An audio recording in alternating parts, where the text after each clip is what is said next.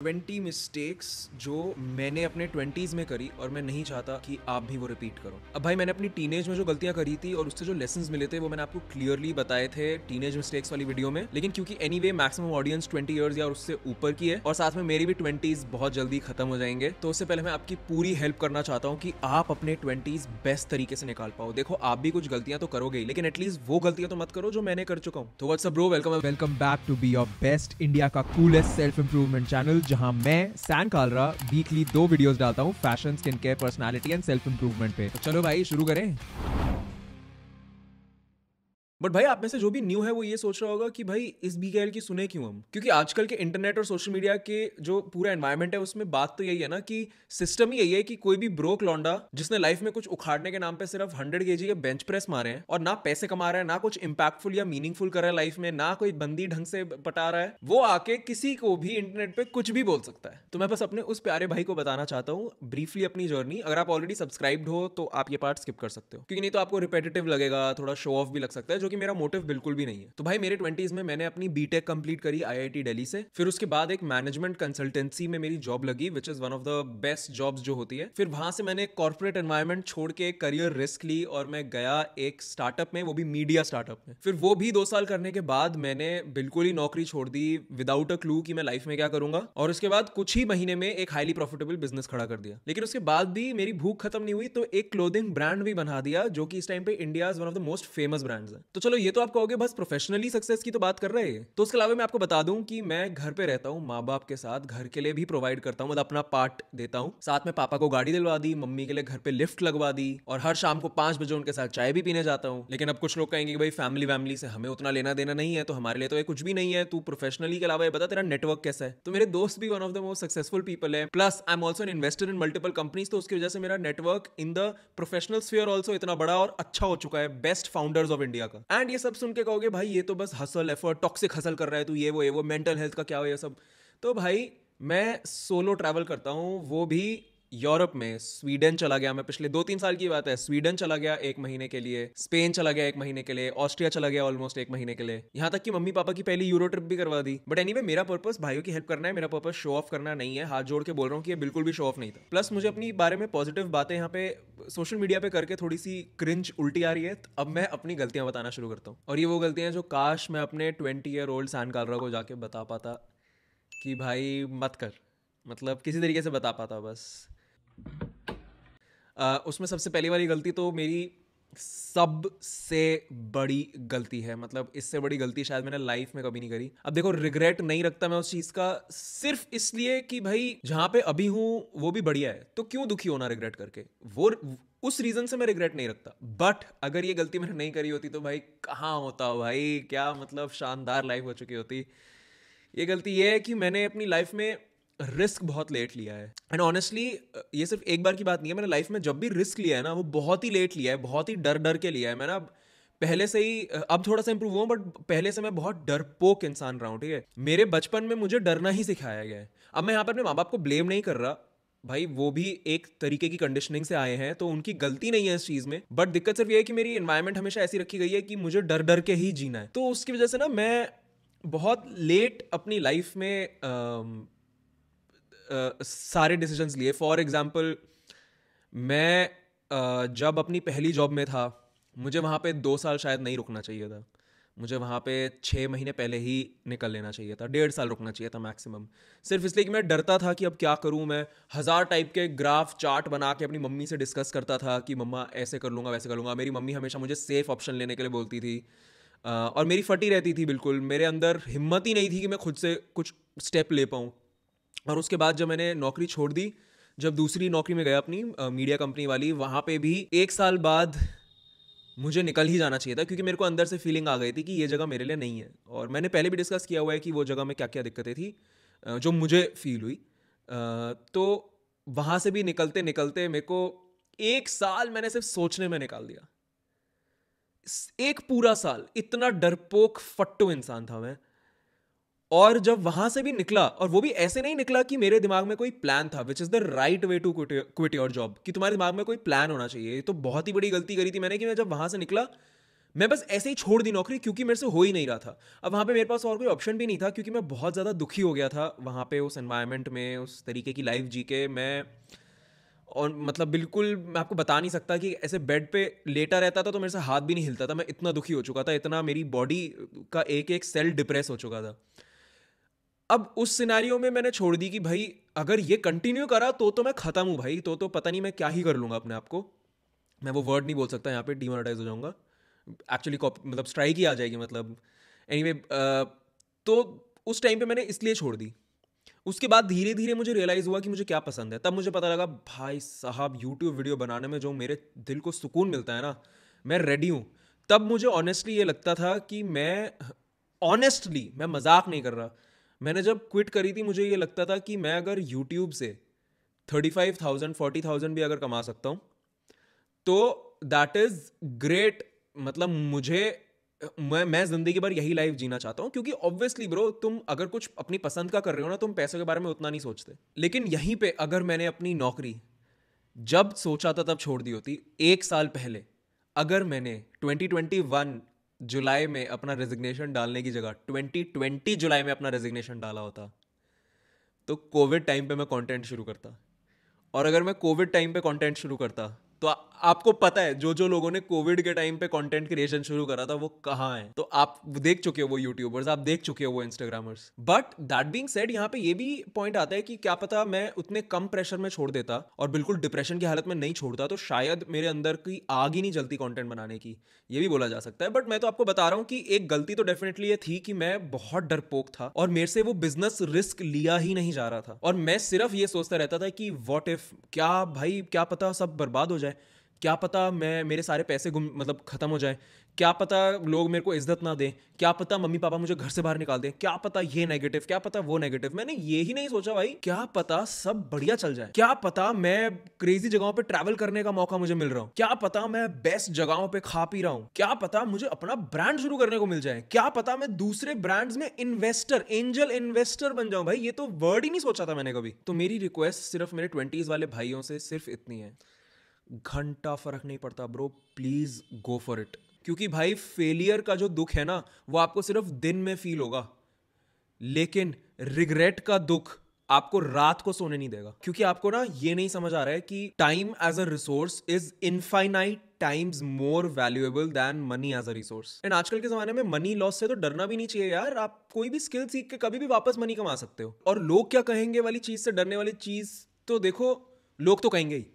मैं तो उस चीज में मानता ही नहीं कि लोग नहीं कहेंगे कुछ और कर दो तुम स्टेप ले लो, लोग कुछ नहीं कहेंगे। अरे लोग तो कहेंगे ही, तुम अच्छा भी करोगे तो भी कहेंगे, तुम बुरा भी करोगे तो भी कहेंगे, भाड़ में जाए लोग। तुम ये सोचो कि एक लड़का जिससे मैं हर चीज में 10 टाइम्स ऊपर हूं वो आके मेरी रील पे ये कमेंट कर सकता है कि भाई तू ओवर एक्टिंग क्यों कर रहा है साले। तो मतलब लोग तो कभी भी कुछ भी कहेंगे ना, और सोशल मीडिया की वजह से तो लोग के पास एक्सेस भी हो गया कभी भी कुछ भी बोल देने का।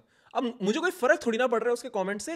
मैं तो उसका कमेंट देखते ही मेरे दिमाग में पहला थॉट ये आया कि हाँ इसके बारे में यूट्यूब वीडियो में बात करूंगा, उसके कमेंट से मैं पैसे कमा रहा हूं। और भाई चलो ये छोड़ो, मैं अभी भी अर्बन नीड्स के ऊपर भी सेम ही गलती कर दी। मतलब ये इकलौती, मैंने इस गलती को सबसे बड़ी गलती क्यों बोला अपनी, क्योंकि मेरे पूरे 20s में भी मैं इसको सुधार नहीं पाया, अब शायद 30s में ही सुधारूंगा 1-2 साल बाद। और वो मैंने गलती रिपीट ऐसे करी कि अर्बन नीड्स में भी मेरी फटती रही कि मैं कितना ऑर्डर प्लेस करूं, कितना इन्वेस्टमेंट डालूं उस ब्रांड में कि मैं उतने कपड़े बनवा पाऊं जिनको मैं बेच दूं। भाई हर बार हम लोग स्टॉक आउट रहते हैं यार, मैं तो बहुत ही बड़ा फट्टू निकला भाई। मैं अभी तक ये गलती ठीक नहीं कर पाया, but yes I have promised my self कि मैं ये गलती अपनी ठीक करूंगा, मैं और बड़े रिस्क लूंगा अब। एनीवे चलते हैं नेक्स्ट गलती पे। यार जब मैं अपनी कॉर्पोरेट एनवायरनमेंट में था तब तक मैंने ये गलती बहुत बार करी है। जिस भी इंसान से मैं अपना दोस्ती तोड़ना चाहता था या रिलेशन तोड़ना चाहता था, चाहे प्रोफेशनल हो चाहे रोमांटिक हो, मैं हमेशा उस चीज़ को ना सबसे घटिया तरीके से करता था। मतलब कि मैं अपने ब्रिजेस बर्न कर देता था बिल्कुल, मतलब लड़ाई होके ही निकला हूँ मैं। मतलब जो मेरी पहली जॉब थी उसके अंदर we used to get projects, तो एक उसी जॉब के अंदर हम अलग अलग क्लाइंट्स के लिए 6-6 महीने 8-8 10-10 महीने के प्रोजेक्ट्स करते होते थे। तो वहाँ पे मैं रियलाइज़ करता था यार जब तक पूरा प्रोजेक्ट चलता है, मतलब प्रोजेक्ट के फर्स्ट डे से लेके प्रोजेक्ट के लास्ट डे तक, अगर 10 लोग इन्वॉल्व हैं उस प्रोजेक्ट में फ्रॉम माई कंपनी, और मान लो इंक्लूडिंग मतलब जो भी क्लाइंट की तरफ से भी 5 मेरी कंपनी से इन्वॉल्व, 5 क्लाइंट की कंपनी से इन्वॉल्व, तो टोटल 10 लोग इन्वॉल्व हैं। प्रोजेक्ट के एंड तक उसमें से 10 में से 8 लोगों को मैं पसंद नहीं था। तो मतलब मेरा लोगों से रिलेशंस बनाने का जो स्किल था वो इतना जीरो था, किसी को मैं कभी पसंद ही नहीं आता था। और उस टाइम में मुझे रियलाइज नहीं होता था कि इसका रीजन क्या है। मेरे को बाद में समझ आया कि यार मेरे अंदर zero empathy, zero sympathy, zero emotional intelligence है, जीरो। मतलब मैं, कोई मुझे कुछ बताता है, मैं सामने वाले के इमोशंस ही फील नहीं कर सकता। और इसी रीजन से मेरी कभी किसी इंसान से बहुत अच्छी बनी ही नहीं। इवन आउटसाइड वर्क मेरे जितने भी दोस्त थे उनसे भी कभी मैं इमोशनली अटैच ही नहीं हो पाया, इन द सेंस कि मैं उनको समझूं, क्योंकि मेरे अंदर दूसरे के इमोशन समझने की कैपेबिलिटी ही जीरो थी। अगर मुझे सही टाइम पे रियलाइज हो जाता तो मैं उस कैपेबिलिटी पे काम कर लेता। लेकिन दिक्कत यह है कि जब मैं वो 4 साल नौकरी कर रहा था, मुझे कुछ भी रियलाइज नहीं हुआ अपने बारे में, क्योंकि मैंने सेल्फ इंट्रोस्पेक्शन ही नहीं करी, मैं सेल्फ अवेयर ही नहीं था, मैंने समझा ही नहीं कि मैं अंदर से किस टाइप का इंसान हूं। और इसी रीजन से मेरा कोई नेटवर्क ही नहीं बन पाया तब। उस टाइम से मेरे पास कोई भी एक इंसान नहीं है जिसको मैं अभी रीच आउट कर सकता हूं कोई भी हेल्प के लिए, एक भी नहीं। दोस्त भी नहीं। उस टाइम पे जो दोस्त भी बने ऑफिस के बाहर, उनसे भी मतलब भाई मेरे को नाम ही नहीं याद किसी के, मुझे याद ही नहीं कौन दोस्त बने थे।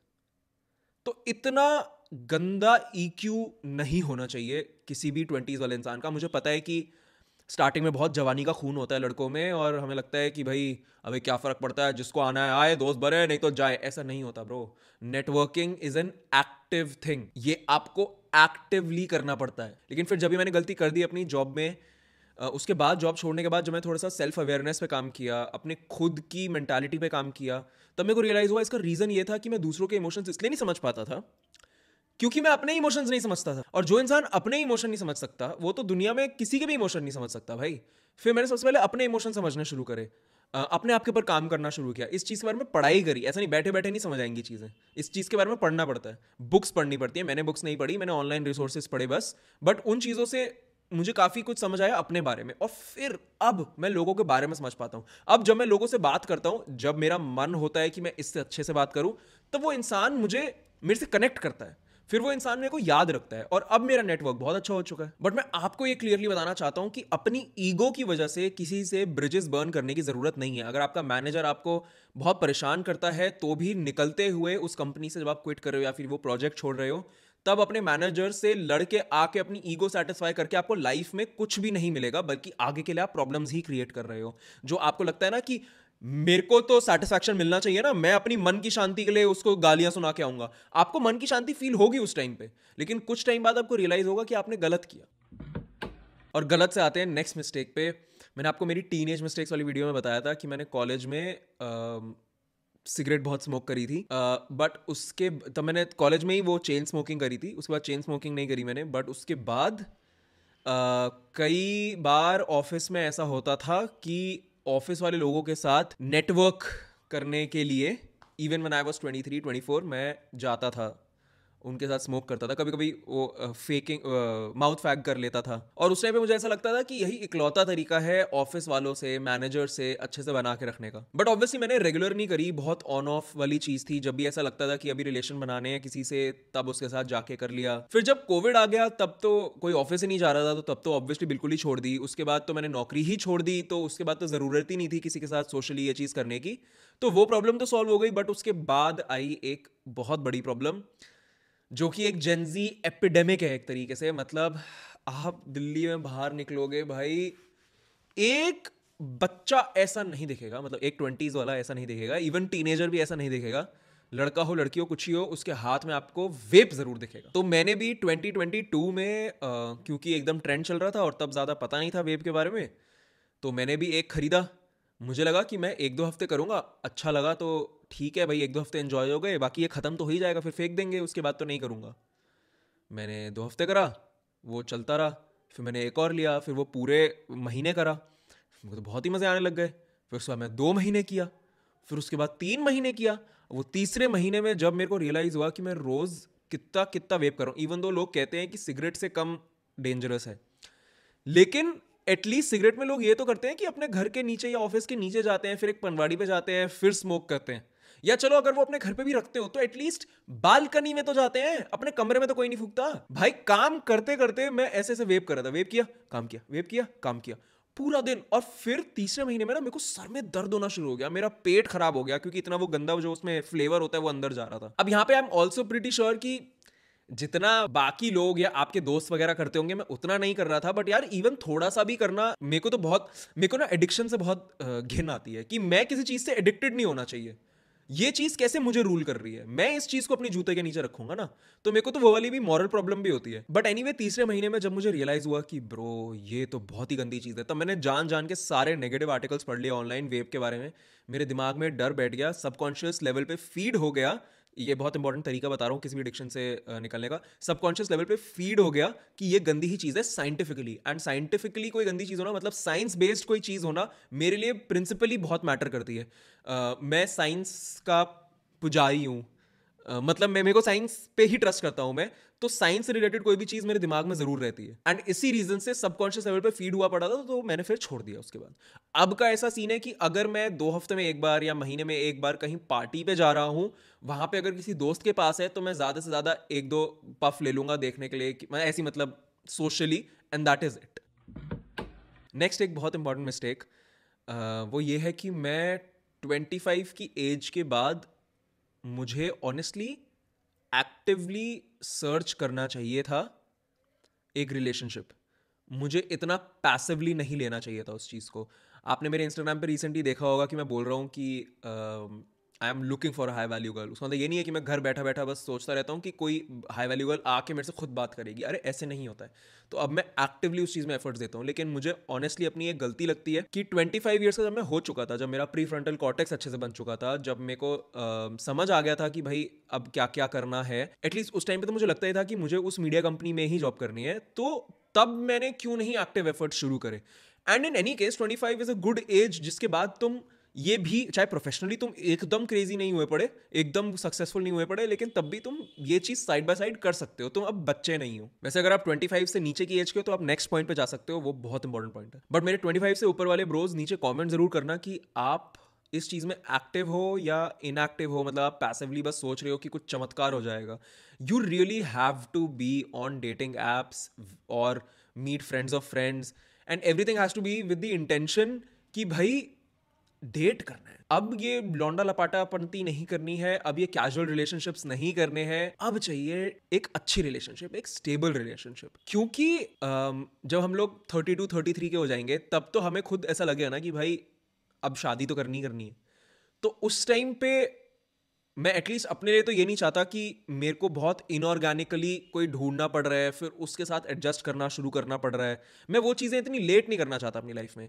अगर स्टार्टिंग से ही if you have a stable relationship और एक गर्लफ्रेंड है जिसके साथ आप सब कुछ एडजस्ट कर पा रहे हो, एक अंडरस्टैंडिंग बन पा रही है, जिस चीज़ में भी आपको कॉम्प्रोमाइज़ करना है उसको कॉम्प्रोमाइज़ करना है, वो स्टार्टिंग में ही हो रहा है, उसके बाद ये वाली सारी चीज़ें होती हैं जिसमें और लोग इन्वॉल्व होते हैं। For example when U turn 31, 32, 33, शादी वादी हो रही है, कुछ भी हो रहा है, तब वो चीज़ें ऑर्गेनिक बन जाती है ना, तब आपको वो मेहनत नहीं लगती।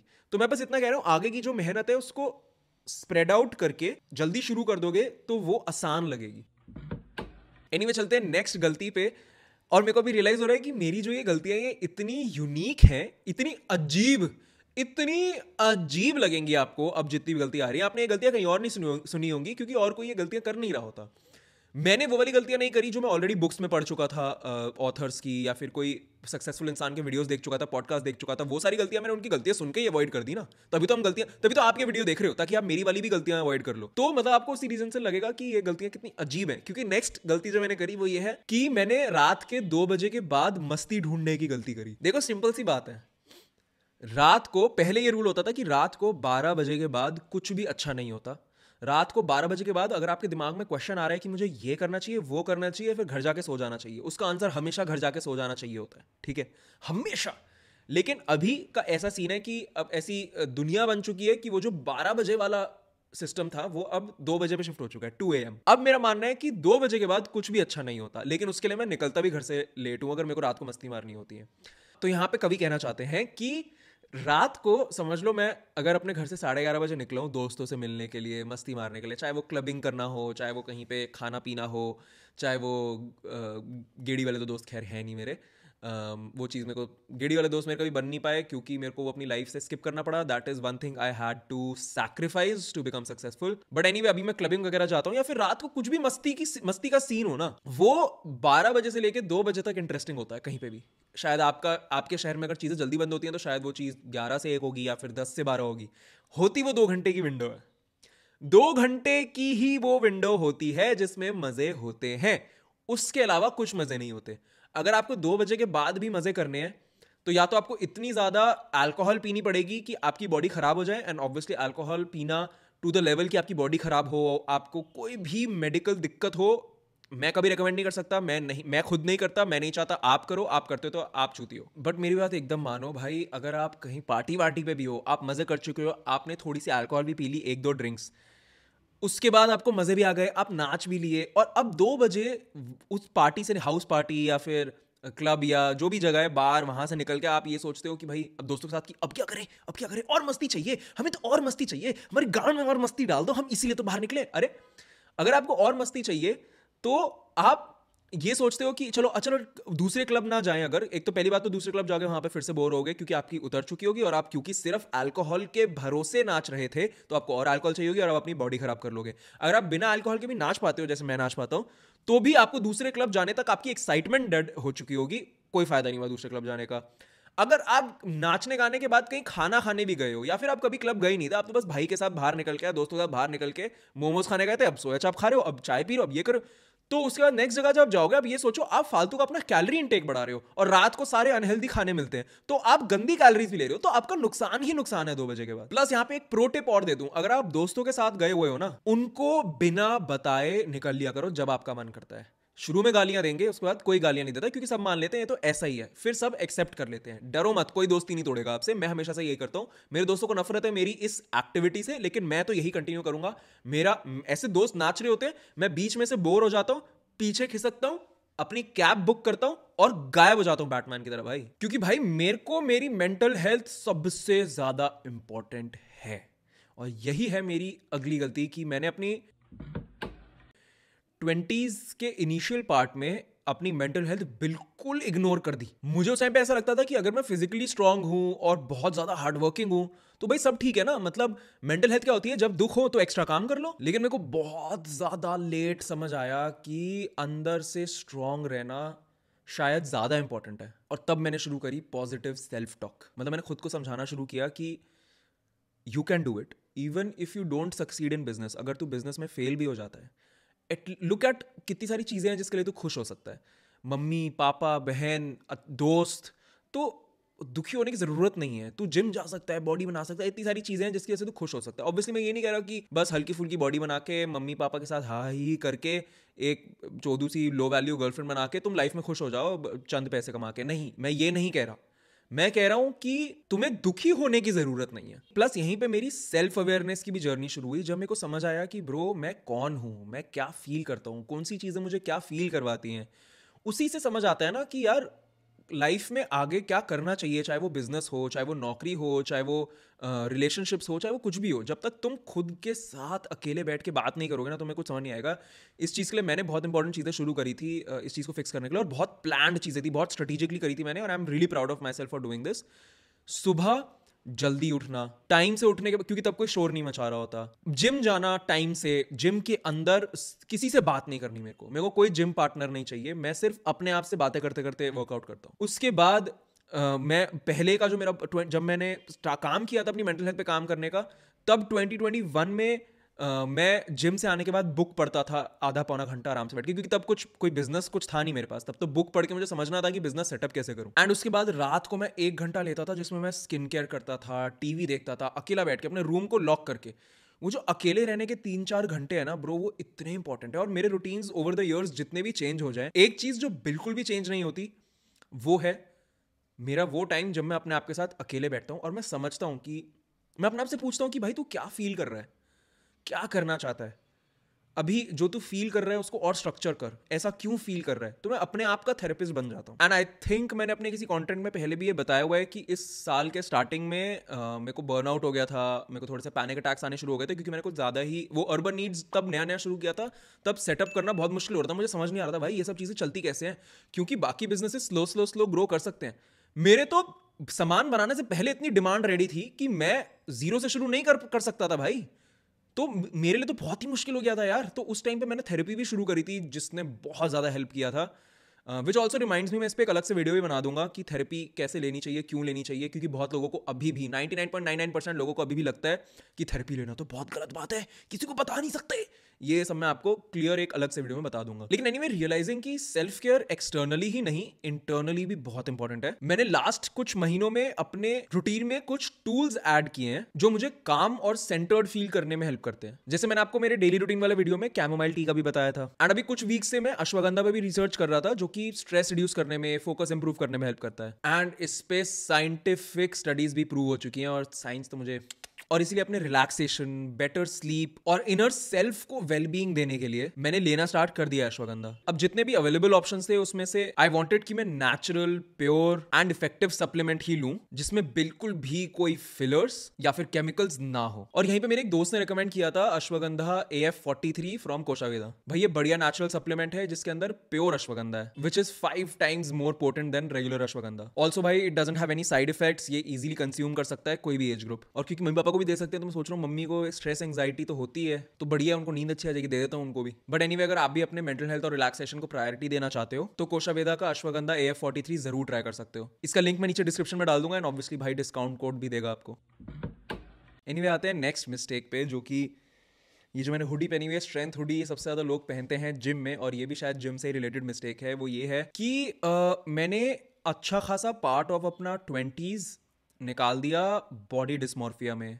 अब जितने भी लोग जिम जाते हैं उनको पता है बॉडी डिस्मॉर्फिया क्या होता है। मुझे हमेशा से लगता था यार मेरी बॉडी तो बहुत गंदी है, एंड ऑनेस्टली मैं आपको थोड़ी सी बैक स्टोरी बताता हूँ इस चीज़ की। जब मैं स्कूल में था तब मैं मोटा था, और आप में से अगर कोई पहले मोटा था या अभी भी मोटा है तो उसको ये ज़रूर रिलेट कर पाएगा कि हम जब भी बैठते हैं चेयर पे तो हमेशा ऐसे करके बैठते हैं कि जो फैब्रिक है वो हमारे बूब्स और हमारे पेट के बीच में दब के पूरी बॉडी की शेप ना ले ले। तो मोटे लोगों में ज़रूर होता। तो मैं स्कूल में जब भी बैठता था तो बैठते हुए ऐसे ऐसे करके बैठता था, और बैठे बैठे भी मैं ऐसे झुक के बैठता था ताकि फैब्रिक आगे की तरफ गिर के मेरे बॉडी के कर्व्स को छुपा ले, क्योंकि अगर ऐसे बैठता सीधा होके तो यहां से मेरे पूरे मोटापा दिख जाता, जो कि मैं नहीं चाहता था जब मैं मोटा था। तो इसीलिए बचपन से मैं काफ़ी अपनी बॉडी को पसंद नहीं करता था। ऐसा नहीं है कि मैं इतना हेट करता था कि मैं वो लोगों की तरह जो मेंटली थोड़े से हिले हुए होते हैं जो कट्स वट्स मार रहे हैं कि आई हेट माई बॉडी, नहीं, ऐसा नहीं था। बट हाँ, मतलब मुझे बिल्कुल भी पसंद नहीं थी अपनी बॉडी। इवन उसके बाद जिम जाने के बाद भी हमेशा मैं यही रोता रहता था कि भाई उसकी बॉडी मेरे से बेटर है, उसकी बॉडी मेरे से बेटर है। तो उसकी वजह से मैं हमेशा यही मानता था कि मेरी बॉडी तो सबसे बकवास है। और कभी भी जिम में घुस के मेरे से पूछोगे कि यहाँ पे कोई ऐसा इंसान बताओ जिसकी बॉडी आपसे गंदी है, मेरे पास कभी आंसर नहीं होगा। मैं हमेशा कहूंगा कि मेरी सबसे गंदी बॉडी है पूरे जिम में। लेकिन फिर मेरे को धीरे धीरे रियलाइज हुआ, और हाँ, मैं अब ये नहीं बोलने वाला कि नहीं बस इतना खुश रहो कि तुम्हारे हाथ पैर काम कर रहे हैं। कई लोगों के हाथ नहीं होते, पैर नहीं होते, एटलीस्ट हमारे पास नहीं, वो सब ठीक है, वो सब तो है ही, वो ग्रेटफुलनेस है मेरे अंदर। बट मेरे को ये गलती एक तो सॉल्व करने की जरूरत क्यों थी, क्योंकि भाई फालतू का दुख क्यों मचाना है, जान जान के दुखी क्यों होना है। जिम जाना कर्तव्य है, बॉडी बनाना कर्तव्य है, एक्सरसाइज करना कर्तव्य है, बन जाएगी भाई। ये थोड़ी ना सोचता रहूंगा कि भाई बॉडी नहीं बन रही, मेरी तो बॉडी बहुत गंदी है, मेरी तो बॉडी बहुत गंदी है। लॉजिकली अगर मैं सोचूं तो मैक्स टू मैक्स ये सोच सकता हूं कि हाँ ठीक है भाई, शायद मेरे को बाइसेप्स और हैवी मारनी चाहिए कि भाई ताकि मेरी बाइसेप्स और बड़ी बन जाए। उसमें भी मैं एक्सपेक्ट नहीं कर सकता कि इतने टाइम तक 1 इंच गेन होएगा, इतने टाइम तक 1 इंच और गेन होएगा। मुझे उन सब, क्योंकि मैं प्रोफेशनल भी नहीं हूं, वैसे भी हम में से कोई भी प्रोफेशनल नहीं है। बट इन एनी केस मेरे को धीरे धीरे रियलाइज हुआ कि ब्रो, तुम्हें बॉडी मिली है, उसको ट्रेन करने में खुश हो, उस बॉडी के रिजल्ट्स पे खुश मत हो। तुम इस चीज पे खुश हो कि मेरी स्ट्रेंथ कितनी बढ़ गई, इस चीज पे दुखी मत हो कि भाई उसका डोला ज्यादा बड़ा है, मेरा डोला कम है, और इस चीज पे खुश भी मत हो कि भाई मेरा डोला ज्यादा बड़ा है और उसका डोला कम है। It does not fucking matter. एक पॉइंट के बाद अगर तुम्हारी वी शेप सही है, तुम्हारी बैक इज वाइड इनफ, तुम्हारा पेट नहीं निकला हुआ ज्यादा, मेरा अभी थोड़ा सा पेट निकला हुआ है, मैं उसको अभी क्योंकि अक्टूबर नवंबर में मैं थोड़ी सी ज्यादा दारू पी ली थी क्योंकि पार्टी ज्यादा हो गई थी, थोड़ा पेट आ गया, उससे पहले एब्स दिख रही थी ऊपर की दो। But all this is okay, मतलब एक पॉइंट के बाद जब वी शेप मिल चुकी है, शोल्डर्स ठीक ठाक हो चुके हैं, आर्म्स ठीक ठाक हो चुके हैं, उसके बाद इट डजंट मैटर। उसके बाद एवरी टाइम अभी भी जिम रेगुलरली जाना है, मतलब अभी भी वर्कआउट रेगुलरली करना है, but focus on things that actually matter. Flexibility, mobility, strength, endurance, agility, ये चीजें मैटर करती हैं। ये नहीं मैटर करता कि शीशे में दो भाई खड़े हैं, ओ देख तेरा डोला इतना, ओ देख मेरी चेस्ट इतनी। मेरे को तो सबसे गंदा लगता है जो लोग टाइम वेस्ट करते हैं जिम में वर्कआउट करने के बाद आधा आधा घंटा, पौना पौना घंटा जिम के शीशे में बॉडी देख रहे हैं अपनी। अगर तुम कंपीट नहीं कर रहे, अगर तुम प्रोफेशनल नहीं हो, तो तुम इतना टाइम वेस्ट करने का अफोर्ड कैसे कर सकते हो? हाँ, उन लोगों में मानता हूं जो कि खानदानी इतनी दौलत से आते हैं कि उनको लाइफ में कुछ काम ही करने की जरूरत नहीं है, तब तो तुम्हें तो लाइफ एंजॉय करनी चाहिए। लेकिन जो हमारे जैसे लोग हैं, भाई तुम क्या कर रहे हो जिम में? लास्ट सेट के बाद फटाक से कूल डाउन स्ट्रेचिंग करके कटो वहां से। बट एनीवे, मेरे को धीरे धीरे रियलाइज हुआ कि भाई जो बॉडी है बढ़िया है, कोई दिक्कत नहीं है। मेरे को कोई क्रेजी ऐसी बॉडी चाहिए नहीं कि मैं अपनी नंगी फोटो डाल के उस पर लाइक्स लूँ। क्योंकि अपनी बॉडी दिखाते हुए फोटो डालना कहीं ना कहीं सिमिलर टू वो हो सकता है जिन लड़कियों को हम नफरत करते हैं, आप और मैं, जो बॉडी दिखा के लाइक्स ले रही होती हैं। तो शायद सेम कैटेगरी भी हो सकती है। I not given it a very deep thought. But मेरे को अगर सोशल मीडिया पे भी डालना है ना, तो मेरे को लोगों से ना लाइक्स लेने हैं उनकी हेल्प करके, सिर्फ और सिर्फ उनकी हेल्प करके। मेरा और कोई एम नहीं है। तो जब कोई ज़रूरत ही नहीं है मुझे दुनिया की बेस्ट बॉडी बनाने की, अगर मैं टॉप परसेंटाइल में रह सकता हूं तो बस मैं उतने पे खुश। मुझे अपनी बॉडी देख के दुखी नहीं होना।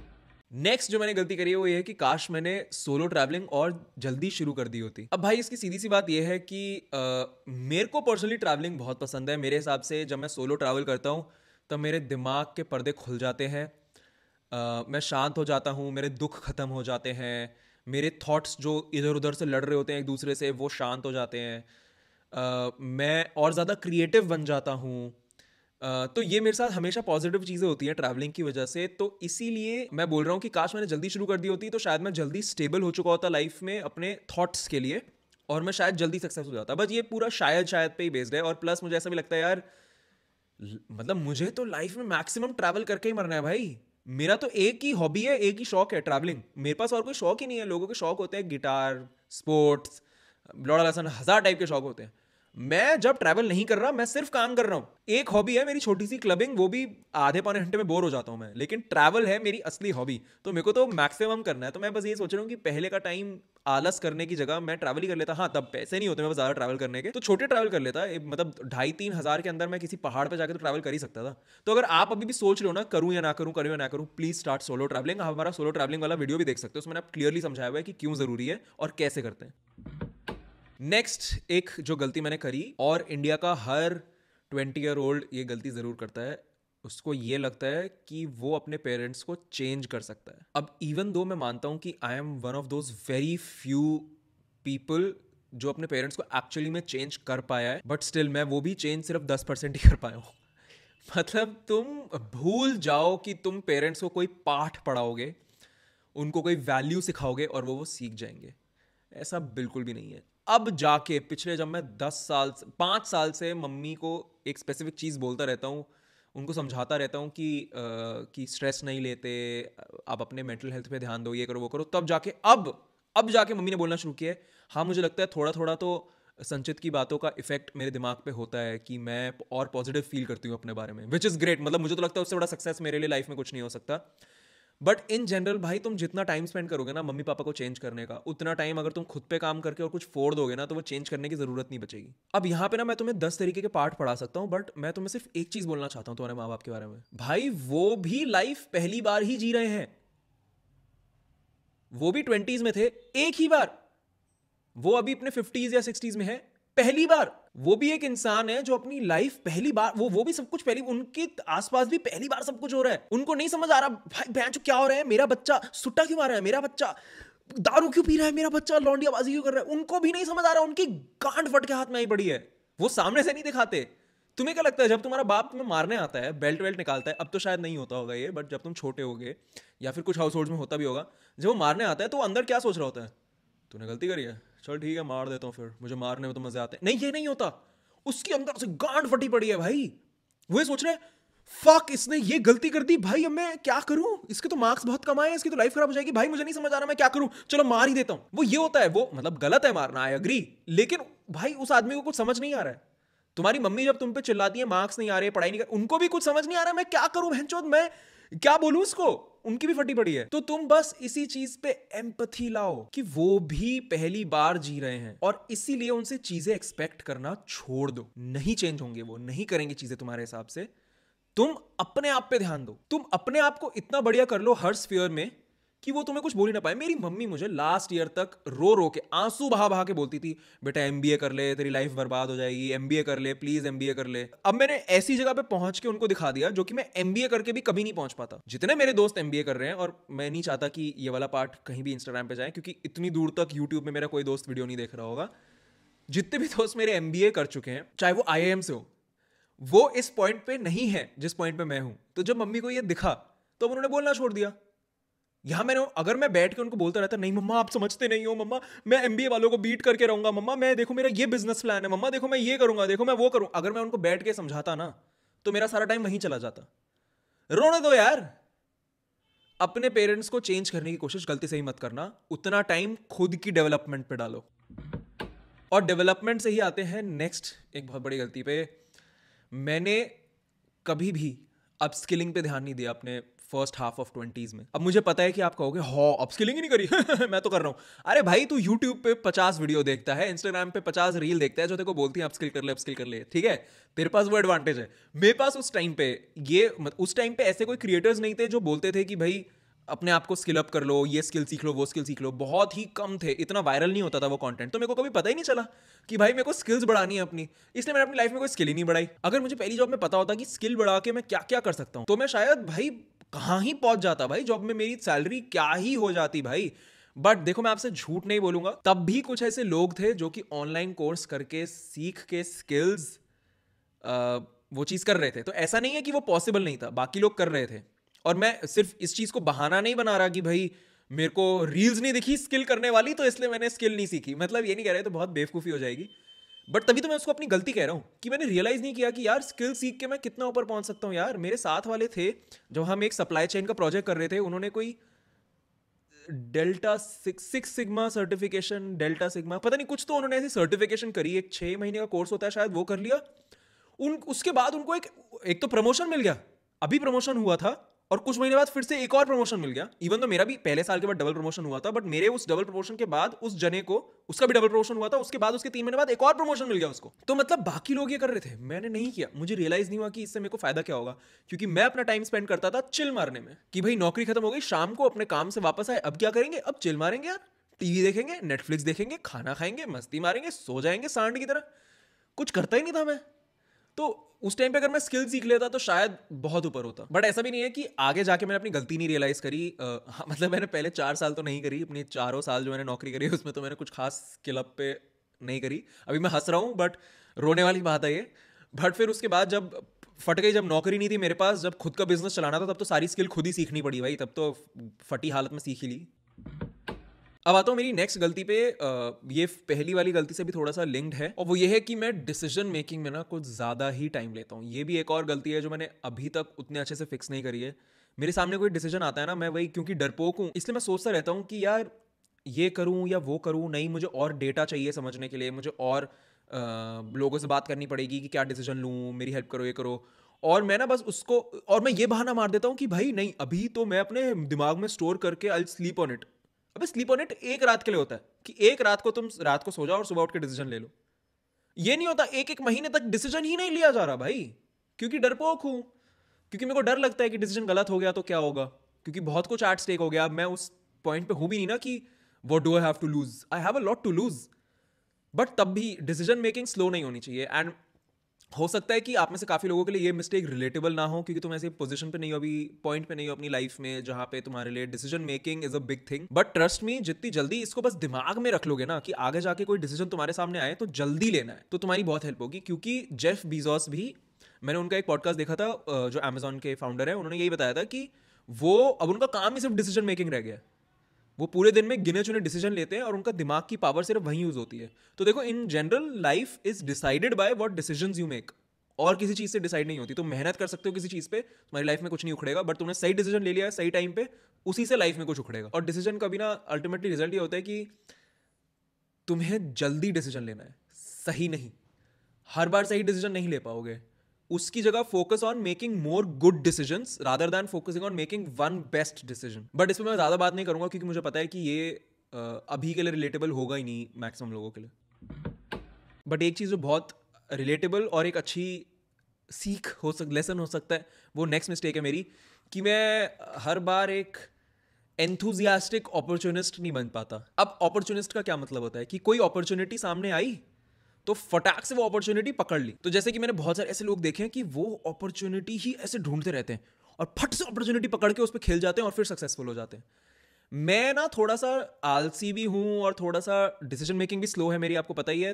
तो मैं हर अपॉर्चुनिटी पकड़ता नहीं हूँ सिर्फ ये सोच के कि कौन करे भाई, तो मतलब पकड़ भी लेता हूँ मैक्सिमम अपॉर्चुनिटी ऑनेस्टली, लेकिन मैं कभी भी उस बार में एंथुजियास्टिक नहीं होता। मतलब मैं कभी खुशी से अपॉर्चुनिटी नहीं पकड़ता। अब अपॉर्चुनिटी पकड़ने का एग्जांपल देता हूँ। आपने हमारे अर्बन ईट्स के इंस्टाग्राम पे देखा होगा, हमने बादशाह को अर्बन ईट्स की टी शर्ट गिफ्ट करी थी। और वो ऐसे नहीं हुआ था कि बादशाह ने आके बोला था कि भाई टी शर्ट दे दे, ऑब्वियसली ऐसा नहीं हुआ था, इवन तो मेरी बादशाह से डीएम पे बात होती है। लेकिन वो ऐसे हुआ था कि एक यूट्यूब का इवेंट ऑलरेडी हो रहा था जहां पे बादशाह को बुला रहे थे और सिर्फ 100 क्रिएटर बुलाए थे। यूट्यूब भाई को हर इवेंट में बुलाता है ऑब्वियसली, और इसलिए बुलाता है क्योंकि सब्सक्राइबर्स के नंबर से फर्क नहीं पड़ता, सब्सक्राइबर की क्वालिटी से फर्क पड़ता है, और यूट्यूब को समझ आता है कि आप लोग क्वालिटी वाले लोग हो। बट एनीवे, उस इवेंट पे मुझे बुलाया और मैं अपने साथ एक टी शर्ट प्रिंट करवा के ले गया बस।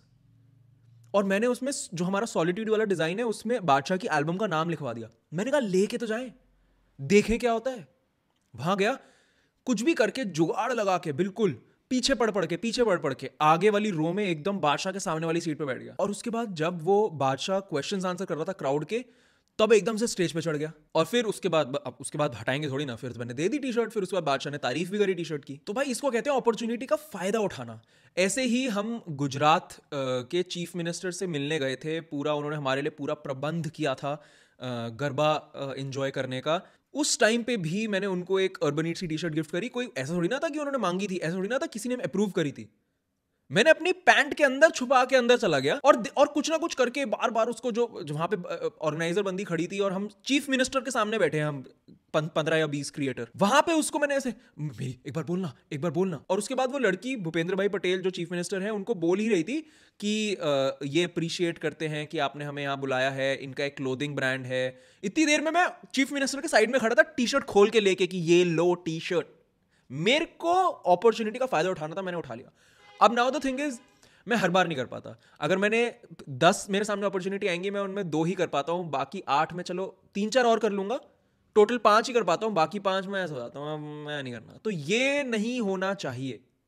ऐसा मेरे साथ ऑफिस में भी होता था कि कोई अपॉर्चुनिटी आई है अच्छी, कि कोई तुम्हारा मैनेजर तुम्हें एक अच्छा प्रोजेक्ट देना चाहता है जो करने के बाद तुम काफी शानदार तरीके से लोगों की नजर में आ जाओगे।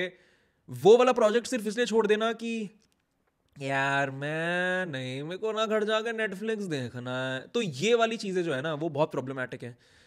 और मैं तो कहूंगा अपॉर्चुनिटी का फायदा उठाने के साथ साथ थोड़े से एंथुजियाज्म से उठाओ भाई, खुश होके उठाओ। मैं अभी भी इन जनरल अपना जब भी कभी अपॉर्चुनिटी का फायदा उठाता हूँ तो मैक्सिमम टाइम्स मैं ऐसे होता हूँ क्या यार मेहनत करनी पड़ रही है। बट इस ऑफिस वाली बात से ही मेरे को याद आया, नेक्स्ट गलती जो मैंने करी वो है कि मैं प्योर परसेप्शन पे ही काम कर रहा था जब मैं जॉब कर रहा था। जिसका मतलब ये है कि मैंने उस एडवाइस को जो कहते हैं ना शो योर वर्क, कि तुम अपना काम नहीं दिखाओगे तो किसी को पता नहीं चलेगा, उस एडवाइस को मैंने इतना सीरियसली ले लिया कि मेरे को काम की क्वालिटी से फर्क ही पड़ना छूट गया। मैं सिर्फ इतना इस पे फोकस करता था कि जो मैंने काम किया है वो मेरे मैनेजर्स, मेरे सीनियर्स को कैसा लग रहा होगा, कि वो मेरे काम के बारे में क्या बोलेंगे। और मैं ये भूल जाता था कि भाई काम भी तो अच्छा होना चाहिए, काम में भी तो कुछ सॉलिड होना चाहिए। तो मैं फालतू की चीजों पे फोकस करता था सिर्फ उनको खुश करने के लिए, विच इज इंपॉर्टेंट ऑल्सो। मतलब तुम्हें अपना काम दिखाना भी आना चाहिए, बट उससे पहले तो काम की क्वालिटी भी अच्छी होनी चाहिए ना। तो उससे पहले मेरी फर्स्ट जॉब में मेरी काम की क्वालिटी बहुत अच्छी थी, बट मेरे सेकंड जॉब में क्योंकि एनवायरनमेंट भी ऐसा बना दिया था कि भाई बस दिखना चाहिए कि तुम कुछ कर रहे हो, और उस चीज़ की वजह से आई ऑल्सो बिलीव कि वो सिर्फ मेरी गलती नहीं है, वो उस कंपनी की भी गलती है कि एनवायरनमेंट ही खराब बनाया हुआ था। लेकिन तब भी I should have focus more on कि मैं क्वालिटी वर्क करूं, नॉट बिकॉज कि उस कंपनी को कंट्रीब्यूट कर पाऊं, ओनली बिकॉज कि मैं कुछ सीख पाऊं और आगे अपनी लाइफ में लगा पाऊं। और इसीलिए सबसे बड़ी प्रॉब्लम मेरे साथ ये हो गई कि वो जो मैंने सेकंड जॉब करी थी मीडिया कंपनी में, वहां से मैं कुछ भी नहीं सीखा हूं। मेरे लिए वो टाइम वेस्ट निकला, कुछ नहीं सीखा मैं वहां पे। तो फायदा ही क्या हुआ फिर। तो मैं आपको बस ये एडवाइस देना चाहता हूं कि जब भी आप काम करते हो तो ये मत सोचो लोग क्या सोचेंगे, आप ये सोचो कि काम की क्वालिटी अच्छी होनी चाहिए, और ये सोचो कि इस काम की क्वालिटी दिखनी चाहिए किसी को भी। इन जनरल भी आपको कोई भी इंसान क्या सोचेगा कि ये बेटर है, वो बेटर है, वो भी नहीं सोचना चाहिए। और यही है अगली गलती जो मैं करता था, बहुत टाइम तक करी मैंने, वो है comparing myself to others. भाई अपनी लाइफ किसी से भी कंपेयर करके आपको सिर्फ सिर्फ एंजाइटी और स्ट्रेस ही मिलेगा। क्योंकि अगर लाइफ किसी से अच्छी चल रही होगी तो आप ये सोचोगे कि भाई कब मेरे हाथ से ये लाइफ स्लिप हो जाएगी, और कभी गंदी चल रही होगी किसी से तो आप हमेशा ये सोचोगे कि यार उसकी लाइफ कितनी बेटर है, मुझे तो उससे नफरत है। और भाई ये कंपैरिजन वाली चीज़ भी अगेन मैं जिस तरीके से पला बड़ा हूँ, मेरा बचपन जैसा रहा है, मेरे माँ बाप ने मुझे जैसा पाला है, उसकी वजह से ही आई कि भाई हमेशा ही कंपेटिटिव था मेरे घर में। तो कि भाई तुम्हें बेस्ट बनना ही है, तुम्हें उससे बेटर करना है, तुम्हें उससे बेटर करना है, तुम्हें उससे बेटर करना है। तो उस चीज़ की वजह से एक तरीके से हेल्प हुआ कि मैं कंपेटिटिव एग्जाम क्लियर कर पाया, चाहे दूसरी बार में ही कर पाया हूँ। बट वो चीज़ मेरे दिमाग से कभी गई नहीं। मैं हमेशा अपने आप को कंपेयर ही करता था कि मेरे को इससे बेटर करना है, मेरे को इससे बेटर करना है, मेरे को उससे बेटर करना है। तो इवन जब मेरी नौकरी भी लगी और मेरी वो नौकरी नहीं लगी जो मुझे चाहिए थी, इवन तो बहुत बढ़िया नौकरी लगी, बट मुझे और भी बेस्ट वाली चाहिए थी, जो मेरे कॉलेज की एकदम बेस्ट नौकरी हो, मेरे को वो चाहिए थी, क्योंकि मुझे लगता था मैं डिजर्व करता हूँ। मेरे को बहुत बाद में एक्चुअली रियलाइज हुआ कि मैं कभी डिजर्व करता ही नहीं था वो। मतलब मैं नहीं हूँ उस टाइप का जो उतनी बढ़िया नौकरी कर पाता। और जिन्होंने वो नौकरी करी मैं उनको बहुत रिस्पेक्ट कर पाता हूँ अब, कि भाई तुम सच में डिजर्व करते थे, मैं नहीं डिजर्व करता था। मैं तो बट एनीवे मेरी फर्स्ट जॉब में भी मैं हमेशा अपने आप अपनी लाइफ को कंपेयर करता रहता था उन लोगों की लाइफ से जो कि अच्छी वाली कंपनी, जो मेरी ड्रीम कंपनी में चले गए थे। और मुझे हमेशा लगता था यार उनकी लाइफ कितनी बेटर है, वो पैसे भी ज़्यादा कमा रहे हैं, देखो उनकी कंपनी कितने मज़े करवा रही है उनको, वो किसी को बताते हैं कि हम इस कंपनी में हैं तो चौड़ मचती है। तो मैं बहुत कंपेयर करता था और फिर हमेशा ही दुखी रहता था, हमेशा हमेशा इस बारे में हमेशा मैं इनसिक्योर फील करता था, दुखी नहीं रहता था, इनसिक्योर फील करता था। उन दोस्तों से मिलना भी छोड़ दिया क्योंकि मुझे लगता था यार इनसे मिल के फिर मैं दुखी फील करूंगा, कि मुझे लगेगा कि मैं बिल्कुल ही बेकार हूँ। फिर उसके बाद जब मैं मीडिया कंपनी में शिफ्ट हुआ 2 साल बाद, तो वहाँ पे भी उस टाइम तक मेरे जो स्टार्टिंग वाले दोस्त थे जो अच्छी कंपनीज में गए थे, वो और भी अच्छी कंपनी में शिफ्ट हो गए थे। और मुझे हमेशा ऐसा लगता था कि यार मैं ये क्या ही कर रहा हूँ, मैं शायद डाउनग्रेड, मेरी सैलरी एक तो 1/3 हो गई थी यहाँ पे आके, क्योंकि स्टार्टअप था। तो वो स्टार्टअप वाले कहते थे कि भाई हमारे पास पैसे नहीं है देने के, और मैं चूतियों की तरह मान भी गया कि ऐसे स्टार्टअप में जाऊँ। वो स्टार्टअप था भी नहीं, ठीक है, नॉर्मल कंपनी थी वो, कुछ स्टार्टअप नहीं था उसके अंदर। कोई टेक स्टार्टअप होता वहां पे मैं अपनी सैलरी कम करवाता तो बात भी बनती। भाई मेरे तो शेयर्स भी उन्होंने पूरे नहीं दिए, चलो अब तो क्या ही पोल खोलूंगा। बट एनीवे वहां का भी मैंने आपको एक इंसिडेंट बताया हुआ है कि जब मेरा एक कोलीग मेरे से बेटर परफॉर्म कर रहा था तो मैं अपने आप को उससे इतना कंपेयर करता था कि मैं बाथरूम में जा जाके रोता था। अब सुन के तो बड़ा ऐसा लगता है यार क्या कर रहा था मैं भाई। बट ये सब कंपैरिजन की वजह से ही तो है जो मैं दुखी रहता था। कंपैरिजन एक पॉइंट तक सही है जब तुम्हें वो और हार्डवर्क करने पे मोटिवेट करता है, बट जहाँ पे वो चीज़ तुम्हें दुखी कर रही है ना, वहाँ पे कंपैरिजन गलत है। और कंपैरिजन इन जनरल हार्डवर्क भी प्रमोट करने के लिए ना उतना ही काफ़ी होता है कि तुम खुद से खुद को कंपेयर करो। और यही मैंने किया जब मैं अपने आप पे काम करना शुरू किया, जब मैंने अपने बिजनेस खुद बिल्ड करना शुरू किया, तब मेरा कंपैरिजन सिर्फ अपने आप से ही था। इस टाइम पे भी मेरा कंपैरिजन सिर्फ अपने आप से है। मुझे अब ऑनेस्टली ये चीज़ तो मैंने इतनी अच्छी तरीके से कॉन्कर कर ली है, मेरे को घंटा फर्क नहीं पड़ता किसी से कंपैरिजन में। कोई मेरे से ज्यादा अमीर है, हो जा भाई, मुझे सिर्फ अपनी हैप्पीनेस पे फोकस रखना है, मुझे सिर्फ अपनी खुशी से फर्क पड़ता है, मुझे किसी और की लाइफ से नहीं फर्क पड़ता। मेरा कंपटीशन सिर्फ मैं हूं। मेरे को सिर्फ इतना फर्क पड़ता है कि आज मैंने इतना काम किया है, ये रिजल्ट निकाला है, तो बाद में 2 महीने बाद, 1 साल बाद मैं same number of hours put in करके, क्योंकि वो घंटे तो नहीं बढ़ा सकता मैं दिन के, उतने घंटे लगा के मैं रिजल्ट 2 टाइम्स कमा रहा हूँ, 10 टाइम्स कमा रहा हूँ या नहीं कमा रहा, कि आज मेरे दोस्तों से, फैमिली से या किसी भी रिलेशन ऐसा है, तो इसके बाद मेरा रिलेशन अच्छा हो रहा है नहीं हो रहा, मेरे को किसी से कंपैरिजन से कोई फर्क नहीं पड़ता अब। एनीवे आते हैं नेक्स्ट गलती पे। मैंने अपना स्किन केयर रूटीन एज के हिसाब से टाइम पे चेंज नहीं किया। रेटिनॉल मैंने शायद 27 की एज पे शुरू किया था, कोलेजन मैंने अभी 28 की एज पे शुरू किया था, जबकि ये सारी चीजें मेरे को 25 पे ही शुरू कर देनी चाहिए थी। बट तब तो मैं बहुत ही बेसिक स्किन केयर करता था। सोचो तब स्किन केयर में ये वाली एंटी एजिंग टाइप की चीजें भी डाल चुका होता तो और भी अच्छी स्किन होती। और ये सारी चीजें ना देखो हमेशा टाइम का गेम होता है। आप जितनी जल्दी अच्छा स्किन केयर शुरू कर लोगे ना, उतना ज्यादा अच्छी आपकी स्किन होगी और उतनी लंबी तक आपकी अच्छी स्किन चलेगी। बट यहाँ पे बात यह है कि मैक्सिमम लोग तो स्किन केयर करते ही नहीं है, तो उनसे तो बहुत बेटर स्किन है। लेकिन वेट, अब आप बोलोगे कि आपने बोला कि उनसे बेटर स्किन है, तो इसका मतलब आप कंपैरिजन कर रहे हो, तो इससे पिछले वाली पॉइंट को आपने इनवैलिड कर दिया। नहीं, कंपैरिजन मैंने वो वाला छोड़ दिया जिससे कि मेरी मेंटल हेल्थ अफेक्ट हो। लेकिन जो सच है, जो फैक्ट्स हैं, वो तो मैं मानता ही हूँ ना। मैं किसी और को अपने आप से अमीर बोलूंगा ही बोलूंगा ना। अब वो मेरे को अफेक्ट नहीं कर रहा है, एक अलग बात है। But anyway coming back to the point, भाई प्लीज अगर आपका 25 एज हो चुकी है तो ढंग से स्किन केयर शुरू कर दो। हमने बहुत सारे वीडियो बनाए हुए हैं। वैसे अब मैं अभी एक एंटी एजिंग वाला स्किन केयर रूटीन भी बना दूंगा, क्योंकि मैंने देखा है हमारी बहुत सारी ऑडियंस काफी बड़ी हो चुकी है भाई, तो अब एक एंटी एजिंग वाला बना ही देते हैं। लेकिन कितना अच्छा लग रहा है ना भाई, हमारी कम्युनिटी में सब है, और एक 16 साल का लड़का और एक 30 साल का लड़का दोनों कनेक्टेड हैं 14 साल के एज डिफरेंस के बाद भी। और किस चीज से कनेक्टेड है? Self improvement. मेरे को इस चीज से तो प्यार है हमारे चैनल के बारे में भाई। अगली मेरी गलती, एक रिग्रेट सॉर्ट ऑफ, पता नहीं मैं उसको उतना रिग्रेट मानता हूँ नहीं मानता। मैंने अपने हसल वाले टाइम में शायद किया ये, अब सुधर गया हूं मैं, लेकिन वो मैंने ये किया कि मैं अपने दोस्तों से ज्यादा नहीं मिला यार। मैं मानता हूं कि एक सैक्रिफाइस है जो इंसान को करना पड़ता है, अपने दोस्तों से कम मिलने को मिलता है जब मेहनत हो रही होती है। लेकिन अब मैं अब ये सोचता हूं कि उस टाइम पे भी अगर मैं 1 घंटे के लिए मिल लेता, 2 घंटे के लिए मिल लेता इंक्लूडिंग ट्रैवल टाइम, तो क्या हो जाता, कुछ नहीं होता। तो मैं डेफिनेटली अपनी लाइफ के लिए ये रिग्रेट करता हूँ कि मैंने जैसे बीच में 1 साल तो मैं किसी से भी नहीं मिला, किसी से भी नहीं मिला ब्रो। मैंने किसी से मिलना ही छोड़ दिया, क्योंकि हाँ ठीक है, तब मैं मेहनत कर रहा था, तब मैं हासिल कर रहा था भाई, तब मैं रोज की एक रील डालता था, तब मैं हफ्ते के 2 यूट्यूब वीडियो भी डालता था और सब कुछ खुद करता था। मेरे पास कोई टीम नहीं थी। माई एवरी सेकेंड वॉज गॉन, मतलब पूरा दिन सिर्फ काम करता था तब मैं, ठीक है। तो उस टाइम पे मैं अपने किसी दोस्त से नहीं मिला। इवन जब मैं जॉब करता था तब भी मैं हर शाम को अपने दोस्तों से मिल सकता था, लेकिन मैं नहीं मिला, और धीरे धीरे करके मेरे दोस्त मेरे से अलग हो गए। और ऐसे मैंने बहुत सारे दोस्त खोए हैं, उनसे ना मिलके, उनसे उनका फ़ोन ना उठा के, मेरे सामने फ़ोन बज रहा होता है, मैं से नहीं उठता, रिप्लाई ना करके टेक्स्ट पे। तो ये गलती मैंने स्टार्टिंग में बहुत करी थी।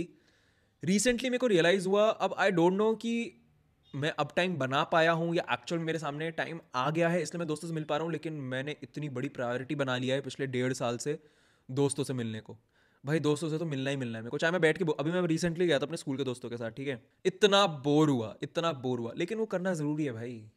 दोस्तों के दिल से तुम्हारा दिल एक बहुत स्ट्रांग धागे से कनेक्टेड रहे और तुम इंश्योर करो कि वो धागा हमेशा कनेक्टेड है, वो बहुत ज़रूरी है। मेंटल हेल्थ के लिए बहुत ज़रूरी है, खुशियों के लिए बहुत ज़रूरी है। लेकिन इसका मतलब ये बिल्कुल भी नहीं है कि रात को 12 बजे निकल के गेड़ियाँ मार के अपना टाइम वेस्ट करो, नहीं। फ़ोन पे बात कर लो थोड़ी देर, कभी कभी मिल लो, अपना स्ट्रेटेजिकली टाइम निकालो उस चीज़ के लिए। गेड़ी तो मैं सैक्रिफाइस मानता ही नहीं, मैंने लाइफ में गेड़ी वेड़ी नहीं मारी। मेरे कभी ऐसे दोस्त नहीं, मैंने रात को निकल के मोमो खाने चले गए, चाय पीने चले गए, वो तो मुझे चाहिए भी नहीं, उल्टी आती है मुझे उस टाइप की गेड़ियों से। You are wasting time. और इससे आते हैं नेक्स्ट मिस्टेक पे। ये भी एक ऐसी मिस्टेक है जो कि मैंने अब एकदम इंप्रूव कर लिया, और पहले बहुत बड़ी गलती मानता हूं मैं इसको। It is not focusing on the small things. भाई अब ये देखो, रोज नहाना, अपना टिफिन पैक करना, खीरे काटना, स्किन केयर करना, सुबह पॉटी करना, ड्राइव करना अपने काम तक जाने के लिए, या फिर मेट्रो में बैठना, या ये वाली जो सारी छोटी मोटी चीजें आपको लगती है ना कि छोटी छोटी चीजें लाइफ की जो होती हैं, in reality this is life. यही लाइफ है। क्योंकि आप देखो, आप 24 घंटे में से 8 घंटे की नींद हटा दो, उन 16 घंटे में से आप मैक्सिमम टाइम क्या एक्टिविटीज कर रहे हो, वही तो लाइफ है। Most time in life is spent doing all this bullshit. बंदी से मिल रहे हो 1 घंटा ही तो मिलते हो, ऑन एन एवरेज दिन का 1 घंटा ही बंदी के साथ होता है, क्योंकि 3 दिन में अगर एक बार मिल रहे हो 3 घंटे के लिए, तो एक दिन का एवरेज 1 घंटा मान लो, एज्यूम कर लो। बाकी के टाइम में तो आप डेली टास्क कर रहे हो ना, और उस डेली टास्क में आपने कभी रियलाइज किया कि आप कैसा फील करते हो? अगर वो डेली टास्क में आप खुश फील कर रहे होगे, तो maximum time of your life was spent happy. What my point is कि मैं पहले अपने छोटे छोटे काम की, कैब में बैठा हूं तो इंजॉय नहीं कर रहा, जिम जा रहा हूं इंजॉय नहीं कर रहा, पॉटी कर रहा हूं, हाँ बट ठीक है भाई, हो रहा है, कुछ ना कुछ हो रहा है। ब्रो यही छोटी छोटी चीजें तो इंजॉय करनी है, हर चीज में खुश रहना है भाई। मतलब अब मैं कैब में बैठता हूं, मैं एक पर्पस से बैठता हूं कि भाई अब बैठ के ना मैं मतलब ये सोचना शुरू करता हूं कि मेरे दिमाग में क्या क्या थॉट्स चल रहे हैं, फिर सोचता हूं कि अच्छा मैं इसके बारे में ये सोच रहा हूं, अच्छा उसके बारे में ये सोच रहा हूं। सुबह पॉटी करते हुए मैं खुश होता हूँ भाई, कहीं जा रहा होता हूँ, तैयार हो रहा होता हूँ, फुल गाने चला के डांस करते हुए रेडी होता हूँ, क्योंकि भाई यही छोटी छोटी चीजें एक्चुअली लाइफ होती हैं, यही चीजें हैं एंजॉय करने की। तो छोटी छोटी चीज, हर चीज एंजॉय करनी सीखो। मैक्सिमम लोग इसको अनदेखा कर देते हैं, सोचता भी नहीं है कोई इन चीजों के बारे में, बट बहुत जरूरी है ये चीजें पे फोकस करना। और अब आता हूँ मेरी नेक्स्ट गलती पे, जो कि है, मैं पहले बहुत बड़ा पीपल प्लीजर हुआ करता था। मुझे लगता था कि बस लोगों को इंप्रेस कर दूंगा तो मेरा काम बन जाएगा। और अब आप कहोगे हैं ये तो आप उल्टा बोल रहे हो, आपने तो बोला था कि 10 में से 8 लोग आपसे बुरा मानने रहते थे। भाई वही तो सबसे बड़ी मेरे लाइफ का चुत्याप है कि मैं पीपल प्लीजिंग की कोशिश कर रहा हूं नकली तरीके से, और 10 में से 8 लोग मेरे से बुरा मान के बैठे हैं। मतलब पीपल प्लीजिंग की भी स्किल नहीं थी मेरे अंदर, कोई मेरे से खुशी नहीं होता था यार। बट बात यह है कि पीपल प्लीजिंग से मेरा एक्चुअल मतलब ये है कि मैं हर चीज में हाँ इसलिए बोल देता था, ये सोच के कि यार ये लोग मेरे को एक्सक्लूड ना कर दें यार। अगर ऑफिस में कुछ है उसके लिए हाँ इसलिए बोल दिया कि कहीं यार इनको ये ना लगे कि मैं बिल्कुल काम नहीं करता। और अगर कोई दोस्त कह रहे हैं कि भाई यहाँ चलते हैं, ये करते हैं, वो करते हैं, उनको हाँ बोल दिया क्योंकि मुझे डर लग रहा है कि यार ये मेरे को छोड़ ना दे, क्योंकि इन जनरल मैं कुछ कंट्रीब्यूट तो करता नहीं हूँ इस फ्रेंडशिप में। तो ये सारे डर मुझे बहुत लगते थे। तो मैं पीपल प्लीजर तो चलो नहीं बोलूँगा, मैं कुछ ज़्यादा ही येस बोलता था। फिर मेरे को धीरे धीरे रियलाइज़ हुआ कि मेरे लिए सबसे इंपॉर्टेंट टाइम मेरा टाइम है, तो मैं दूसरों के टाइम की चिंता क्यों करूं। I today do not respect anyone's time. I respect people but I don't respect random people's time. जब तक कोई मुझसे मांगेगा नहीं कि मेरे टाइम की रिस्पेक्ट करो और जस्टिफाई नहीं करेगा कि देखो इस रीजन से तुम्हें मेरे टाइम की रिस्पेक्ट करनी चाहिए, तब तक मुझे घंटा फर्क नहीं पड़ता तुम्हारे टाइम से। मैं अपने टाइम की रिस्पेक्ट करता हूं, तो मैं अपने जो हाँ या ना बोलूंगा वो अपने लिए बोलूंगा। और इसी रीजन से मैंने बहुत सारे दोस्त खुद भी कट ऑफ कर दिए। बहुत, हाँ, दोस्त वाली में तो मैंने कोई गलती करी नहीं भाई, मतलब जो मैंने कट ऑफ करे। मैं इतना सिलेक्टिव हूं अपनी फ्रेंडशिप से, मुझे फालतू दोस्त चाहिए ही नहीं। मैं तुम्हारी तरह नहीं हूं कि गंदे पुंदे दोस्त जो तुम्हें सुट्टे मरवाते रहे, जो तुम्हें गंदा खिलाते रहे, जो तुम्हें लाइफ में कुछ मोटिवेट ना करें, तुम्हें केकड़े की तरह पीछे खींचते रहे। मेरे ऐसे कोई दोस्त नहीं है। मैंने कभी कभी नहीं रखे ऐसे दोस्त, भाड़ में जाए ऐसे दोस्त। और मैं अनफ्रेंड भी इतना क्विकली करता हूं और स्टेडीली, मतलब सामने वाले को ऐसे कोई उसका नुकसान करके उससे दोस्ती नहीं तोड़ता, उसका बिना नुकसान करे उससे दोस्ती तोड़ता हूं कि ब्रिजेस ना बर्न हो। और अब आते हैं मेरी नेक्स्ट गलती पे, जो मुझे समझ नहीं आ रहा कि एक्चुअल में गलती है या नहीं है। मैं खुद कंफ्यूज हूं, ऑनेस्टली मैं सच बता रहा हूं आपको। शायद मैंने शुरू में बिल्कुल भी लाइफ बैलेंस नहीं करी। अब मैं कंफ्यूज इसलिए हूं कि भाई जो मैं हासिल करता था, अगर वो नहीं करता तो शायद यहां तक नहीं पहुंचता। अगर शुरू में ही बैलेंस कर लेता तो शायद मैं यहां तक पहुंचता ही नहीं। लेकिन अब बात ये भी है कि उस टाइम पे तो बैलेंस नहीं किया ना, तो अब क्या सही है क्या गलत है मुझे नहीं पता। बट मैंने कहा कि ये चीज भी आपके साथ शेयर कर दूं कि मैं शुरू में बिल्कुल, स्पेशली जब मैं अपना बिजनेस सेटअप कर रहा था, मैंने नौकरी छोड़ दी थी, उसके बाद मैं गया था गोवा चला गया था अपने दोस्त के पास थोड़ा सा अपना माइंड रिलैक्स करने। फिर फैमिली के साथ लद्दाख चला गया थोड़ा टाइम के लिए अपना माइंड रिलैक्स करने। फिर जब रियलाइज हुआ कि मुझे यही करना है, तब मैंने मेहनत करनी शुरू करी। और तब मैं दुनिया भुला के मेहनत करी, मतलब बिल्कुल कुत्तों की तरह मेहनत कर दी। उस टाइम पे मैंने ये नहीं सोचा कि मेरे को अपनी लाइफ बैलेंस रखनी है। मेरे को बहुत देर बाद, आई थिंक कुत्तों वाली मेहनत करने के 6 से 8 महीने बाद रियलाइज हुआ कि मैं पूरी जिंदगी तो ऐसा नहीं कर सकता। अपनी कुछ हॉबीज ढूंढूंगा, जैसे क्लबिंग मेरे को मिल गई, मैंने एंजॉय करना शुरू किया, दोस्तों साथ मिलना शुरू किया, अपनी लाइफ बैलेंस इंट्रोड्यूस कर दिया अपनी लाइफ में। बट हाँ, स्टार्टिंग में मैंने कोई बैलेंस नहीं रखा था। तो आई डोंट नो एक्चुअली कि वो गलती है नहीं है। अगर आप ऐसी गलती कर रहे हो कि बैलेंस नहीं रख रहे, तो मैं रेकमेंड करूंगा अपने एक्सपीरियंस से कि टॉक्सिक हसल अच्छी चीज है, लेकिन सिर्फ 6 महीने के लिए। 6 महीने से ऊपर टॉक्सिक हसल का ज्यादा फायदा होता नहीं है, क्योंकि आप अपनी मेंटल हेल्थ डैमेज कर लेते हो। तो 6 महीने के लिए करो टॉक्सिक हसल, उसके बाद या तो ब्रेक ले लो या लाइफ बैलेंस कर लो। जैसे मैं अब मेरे को क्रेजी हसल पीरियड में जाना होता है, तो मैं 6-6 महीने का नहीं कर सकता अब, क्योंकि मेरी लाइफ में को बैलेंस अच्छा लगता है। मैं 1 महीने या 2 महीने का मंक मोड टाइप की एक चीज़ होती है, जिसको मैं कहता हूँ टर्बो मोड, वो मैं अलग तरीके से करता हूँ। उसके बारे में हम वीडियो भी बना सकते हैं, मुझे पता है आप लोगों ने पहले भी मांगा हुआ है, अभी तक बनाया नहीं हमने, क्योंकि मुझे डर है कि उस पर व्यूज़ नहीं आएंगे। तो हम एक्चुअली ये करेंगे, वो वीडियो बना के हमारी वेबसाइट पर डाल देंगे beyourbest.co.in पे। उस पर एडिटिंग क्रेजी नहीं रखेंगे और उसको वहाँ डाल देंगे, जिसको देखना होगा फ्री में देख सकता है। एंड 20th मिस्टेक पे आते हैं ऑफ माई 20s, जो कि आपको थोड़ी सी कॉन्ट्राडिक्टरी लगेगी पिछले कुछ पॉइंट से, लेकिन मैं ना काफ़ी चीज़ों के लिए जो कि एक्सपीरियंस बेस्ड होती थी, जो कि आउटसाइड ऑफ हसलिंग होती थी, आउटसाइड ऑफ वर्क होती थी, उन चीज़ों के लिए ना नो बोल देता था हमेशा के लिए। दोस्त कह रहे हैं यहाँ चल लेते हैं, यहाँ एंजॉय करेंगे कहीं पहाड़ों में, नो। क्यों? आलस, प्योर आलस, कोई रीज़न नहीं है और सिर्फ आलस कि कौन निकले, कौन सोचे, कौन जाए, फालतू आलस। या फिर मम्मी ने बोला कि मैं आज बंजारा मार्केट जा रही हूँ, संडे है, तू मेरे साथ चल, वहाँ पे बढ़िया चीज़ें मिल जाएंगी। मम्मी गई, उनको बहुत बढ़िया चीज़ें दिखी, वो बढ़िया चीज़ें लेके आ गई। मैं अच्छी चीज़ें लेके आ सकता था अपने लिए सस्ते में, नहीं गया। क्यों? संडे है, क्या कर रहा हूँ, घर पे बैठ के टीवी देख रहा हूँ, फालतू आलस। अब मैं ऐसे पॉइंट पे हूँ, मैं किसी चीज़ के लिए नो नहीं बोलता भाई, मैं नो बोलूंगा ही नहीं। फालतू चीजों के लिए ऑब्वियसली नो बोलूंगा, लेकिन अगर मेरे को लग रहा है कि ये बढ़िया चीज है, तो मैं आलस की वजह से नो नहीं बोलूंगा, बिल्कुल भी नो नहीं बोलूंगा। मैं ट्राई तो करूं। पहले मैं जैसे काफी टाइप की चीज के खाने को भी मैं मना कर देता था कि नहीं नहीं मुझे शायद ये पसंद नहीं आएगा। अब मैं बिल्कुल मना नहीं करता, मुझे सब टेस्ट करना है, टेस्ट तो करके देखो, पता तो चले कैसा है। और अगर ये मिनी रिस्क नहीं लूंगा, ये भी मिनी रिस्क है ना, छोटा सा रिस्क कि अगर मैं वियतनाम में कॉकरोच खा रहा हूं, वो कॉकरोच टेस्टी होगा या नहीं होगा नहीं पता, देख के कैसे कह सकते हो कि नहीं खाना, नहीं नहीं हम नहीं खा, ना ना ना, अरे खा के तो देख। तो ये जो मिनी रिस्क है ना, मैं अब ये मिनी रिस्क के लिए भी हमेशा हाँ बोलता हूं, क्योंकि इसमें लॉस क्या ही होएगा, क्या होगा, टेस्ट खराब हो जाएगा, मेरा पेट खराब हो जाएगा, मैक्स पैंटोसिड खा लूंगा, खत्म हो गया ठीक पेट। जस्ट ये कि पहले ना मेरे फर्स्ट हाफ ऑफ 20s में मुझे पता नहीं था व्हाट आई वांटेड, मैं क्या चाहता था जीवन से। This is not just about profession, this is not just about money, मुझे किसी चीज के बारे, मुझे अपने माँ बाप से भी नहीं पता था मुझे चाहिए क्या इन बूढ़े आदमी और औरत से। बट अब मुझे पता है, मुझे क्लियरली पता है कि मुझे हर चीज से क्या चाहिए, और जो चीज नहीं पता वो मैं फिगर आउट कर लेता हूं। मुझे अपने आप के ऊपर अब पूरा भरोसा हो चुका है। मेरे हिसाब से मैंने अपने 20s, specially second half of 20s में गांड फाड़ दी है in just improving myself as a person. तो उस हिसाब से अब मुझे, I am ready for anything. और इसलिए मुझे लगता है कि इन चीजों के बारे में अब मैं डिटेल में हर एक चीज के बारे में इतने टॉपिक्स पे मैं वीडियोस बना सकता हूं कि आपके 20s परफेक्ट हो। क्योंकि मैंने अपने फर्स्ट हाफ ऑफ 20s खराब निकाले हैं, मैं एटलीस्ट उतना तो सही कर सकता हूं। आपका सेकंड हाफ ऑफ 20s मैंने बहुत ही अच्छे निकाले हैं, जो कि आपके वैसे जाने नहीं वाले थे, बट मैं आपको बता दूंगा कैसे अच्छे करने। बट एक और चीज मैं बोल दूं, ऐसा नहीं कि मैंने सिर्फ गलतियां ही करी हैं। ऑनेस्टली तो मैंने मैक्सिमम चीजें बहुत ही बढ़िया करी हैं, लेकिन बात सिर्फ इतनी है कि फेलियर वाले वीडियो पे व्यूज ज्यादा आते हैं। तो इसलिए व्यूज तो मेरे को चाहिए ना भाई, व्यूज ही तो सक्सेस है। तो फिर इसीलिए फेलियर दिखा दिया मैंने। सक्सेस वाली चीजों पे भी मैं बनाऊंगा, बट उसको कुछ अलग तरीके से बनाना पड़ेगा कि उस पर व्यूज भी आ जाए, ताकि आप तक पहुंचे तो सही वीडियो। बट एनीवे, इंडिया की कूलेस्ट सेल्फ इंप्रूवमेंट कम्युनिटी है हम। हमारा डिस्कॉर्ड ज्वाइन करना मत भूलना। Look your best, feel your best and B your best.